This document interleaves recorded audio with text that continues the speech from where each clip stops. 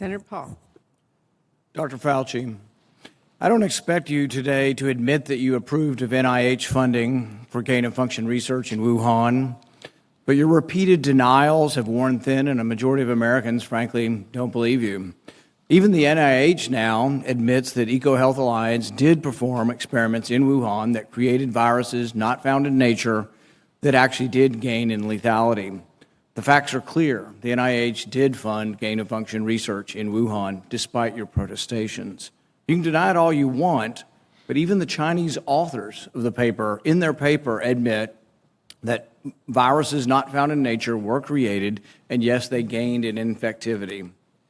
Your persistent denials, though, are not simply a stain on your reputation, but are a clear and present danger to the country and to the world.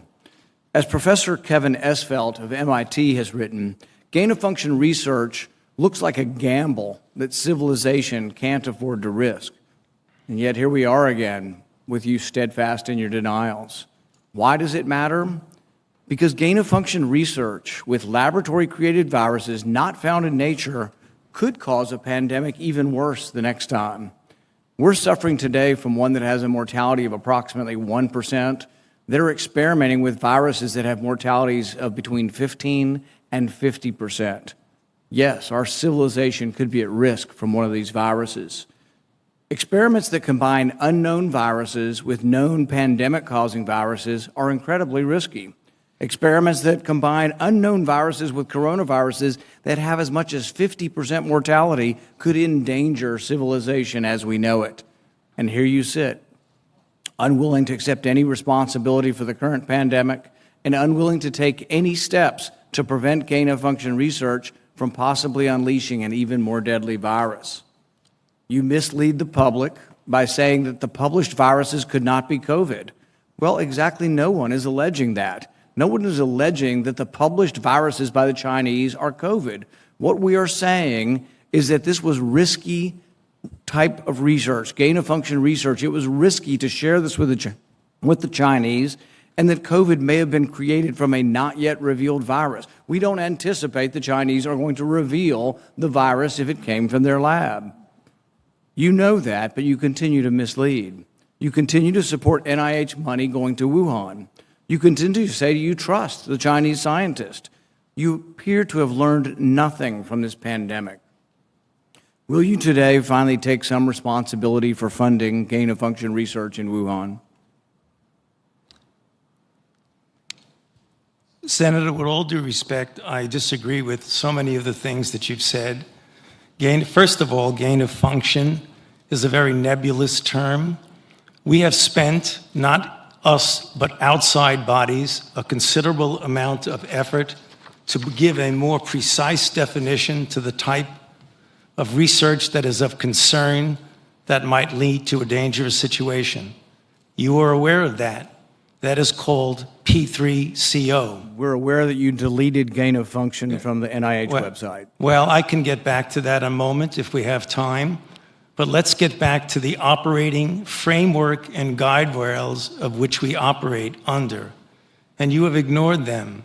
The guidelines are very, very clear that you have to be dealing with a pathogen that clearly is shown and very likely to be highly transmissible in an uncontrollable way in humans and to have a high degree of morbidity and mortality, and that you do experiments to enhance that, hence the word EPPP, enhanced pathogens of pandemic.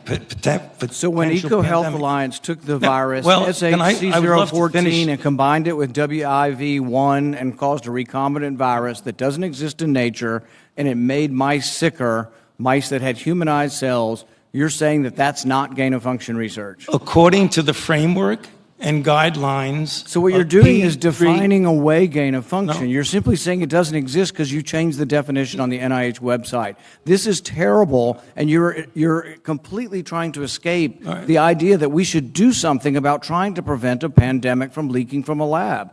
The preponderance of evidence now points towards this coming from the lab, and what you've done is change the definition on your website to try to cover your ass, basically.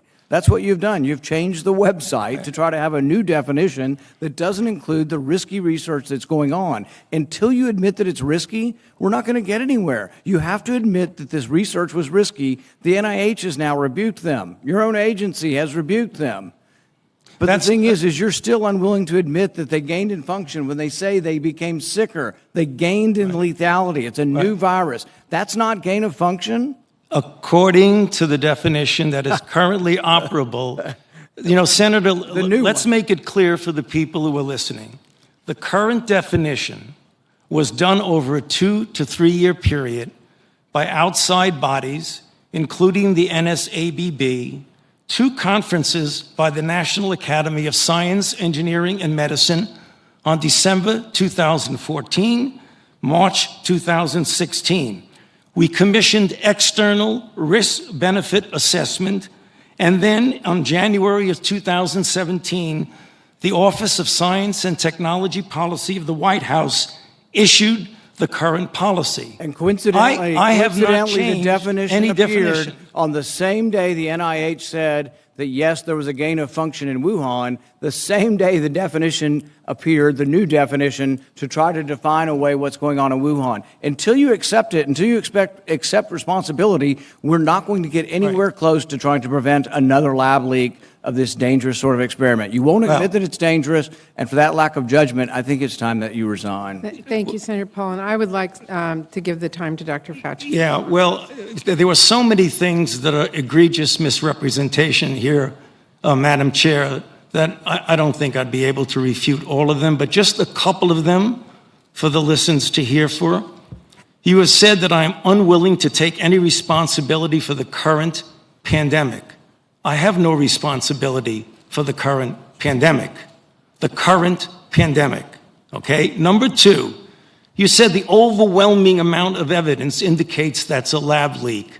I believe most card-carrying viral phylogenists and molecular virologists would disagree with you that it is much more likely, even though we leave open all possibilities, it's much more likely that this was a natural occurrence.